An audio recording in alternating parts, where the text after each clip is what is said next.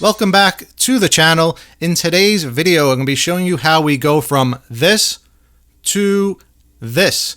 So as you can see, we have a broken Batman ear. This comes off of the Sideshow premium format statue. This was the modern age blue variant. Before we begin, if you ever need any statue repairs, you can find my info down below in the description.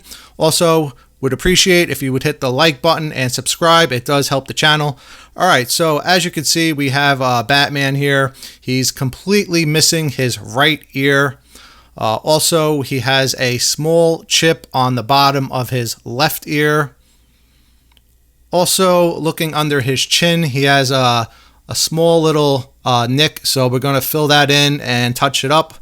And then also where he keys in down below, there's just a small little scrape, so we're going to cover that up with some paint and make him look good as new.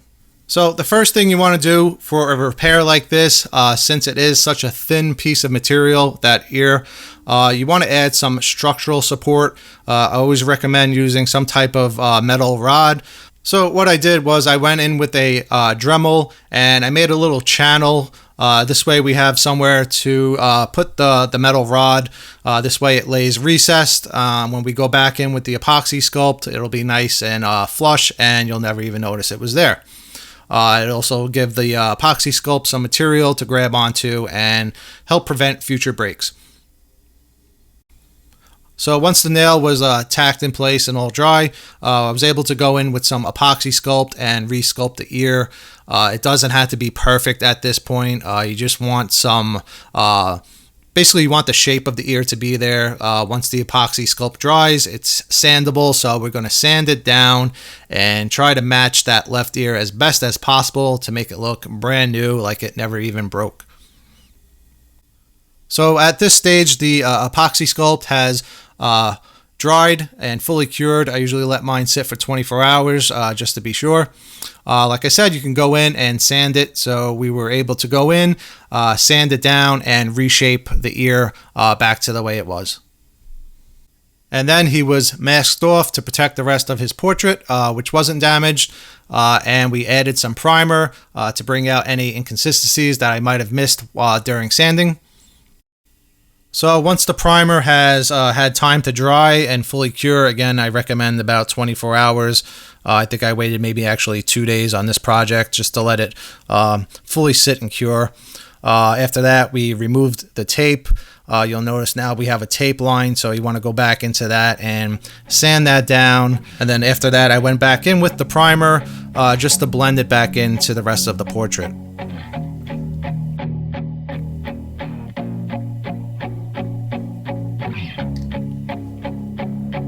So now that all the prep work is done, we can begin to paint and bring this guy back to life. So we masked off the mouth area and the eyes, since those will not be needing any work to those areas, and we just want to keep those protected. So they were masked off with some silly putty, and we can begin going in with the blue paint. And then also the darker blue and black paint to go back in and add in the shadows.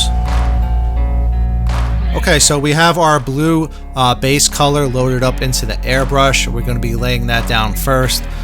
When you're working directly off of primer, you want to build up the paint nice and slowly. So we're going to be laying down the blue paint in very light layers until it grabs onto the primer and dries nicely. And then we'll go back and lay on more of a wet looking coat and really saturate the blue paint. After that, we can go back in with the darker blues and the blacks and go back in and add all the shadows, which is always a lot of fun.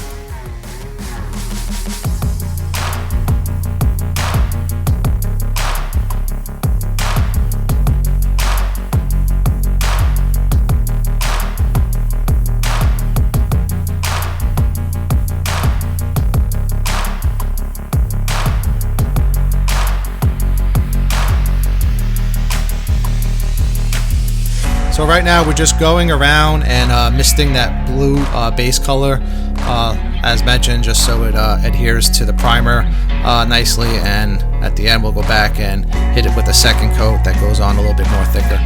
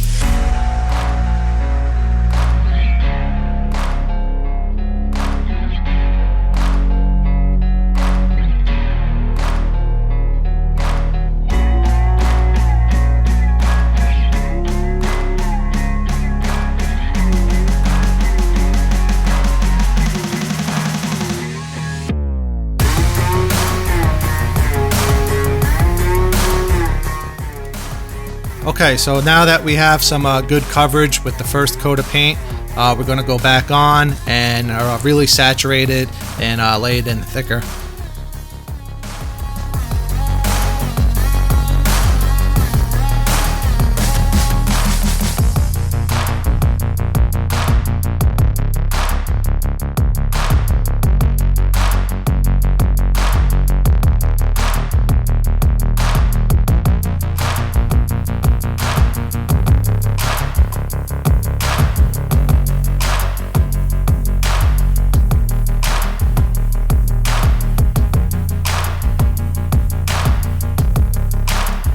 Okay, so I think I have the blue base tones down to where I need them. We're now going to go in with a darker blue color. I just added a little bit of black paint to the blue base coat that I'm using. And then also after that, I think in certain areas, I'm just going to go in with straight black just to make certain areas pop. In this case, it's not really what I want to do as a painter. I need to match what it originally looked like. So I am looking at reference photos on my computer as I'm painting this to best match 100% what Sideshow's paint department did to begin with. So this way, when it goes back onto the the rest of the statue, it blends in and doesn't stand out, being the difference between somebody else's paint job and maybe what I would do if I was just painting this straight as a blank canvas. So as mentioned, I am working off of reference photos. I took photos of every angle of the portrait when it first arrived to me. This way I can match what was originally done. One thing I did notice about the way this was painted is they added they added in their own source of light. So if you look at his cowl, his portrait, the whole right side of his face is actually a lot darker than the left side. So certain areas that I would normally highlight with a lighter blue or go in with a darker blue, to shadow, it's a little bit different with this statue because, like I said, they're using their own source of light, and they kind of created their own little environment of where the light's coming from. So yeah, the whole right side of his face is a lot darker, and it's casting a shadow onto that side, to where the left side of his face is a lot brighter with the blues. So again, I'm going off of reference photos and matching it up to how it originally was. So right now we have the darker blue, almost black. We're working it around the right eye socket right now. Also the right side of his nose. As mentioned, it's casting a blue shadow off to the left, so we don't want to hit the left side of his nose. So I'm just letting it fade naturally with the airbrush gun at a 90-degree angle. Okay, so now we're recreating that black bridge around his forehead. It kind of had like this oval shape.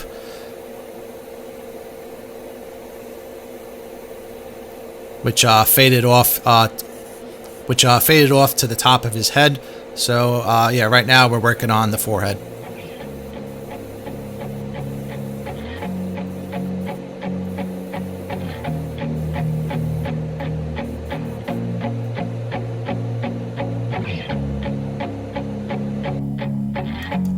So looking at the left side of his portrait, there's a lot more brighter blues on this side.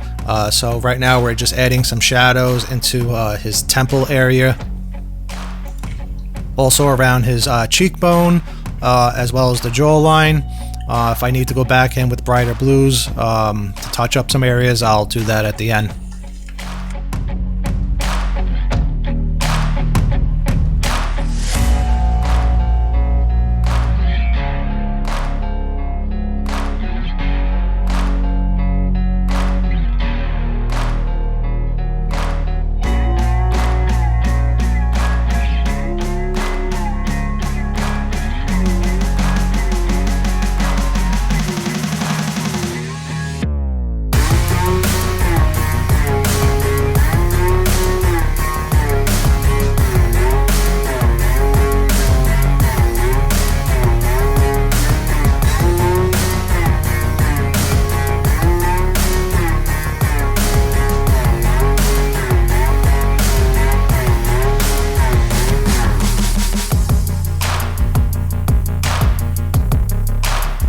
So working our way to the back of his head, going down the right side of his ear is this nice bright blue highlight, which fades off. It's really been a lot of fun to paint. So yeah, we're just giving that like a really nice fade in right now to really make it pop and stand out. Alright, so I think I have the shadows to the point where I need them to be. We're going to do some brush work. They had some very bright highlights around his eyebrow area, which I'm going to go in with a small paintbrush and really make those pop and stand out.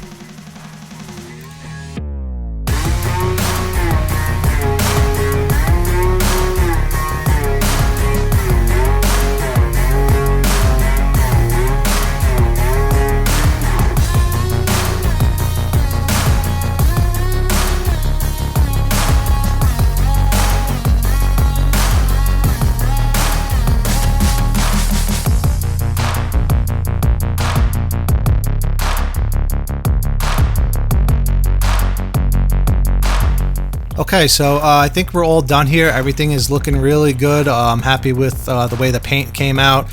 We can now remove the masking around his eyes and around his mouth area. And then we can go back in and try to blend in any lines that may have been caused from the airbrush and the original paint.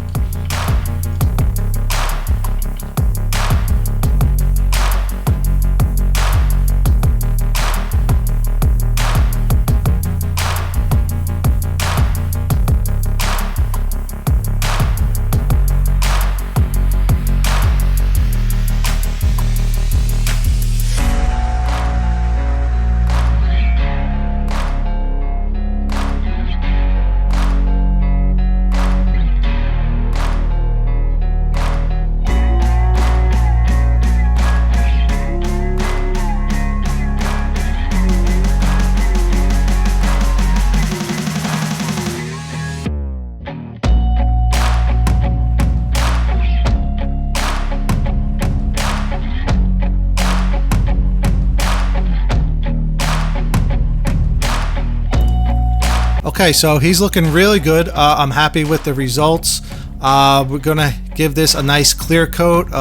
Appears to be more of a flat finish. Normally I tend to use a satin finish in my projects, but yeah, we're gonna be using a flat finish, and I'll be back with the final results. So yeah, stay tuned. As always, thanks for watching, and I'll see you next time.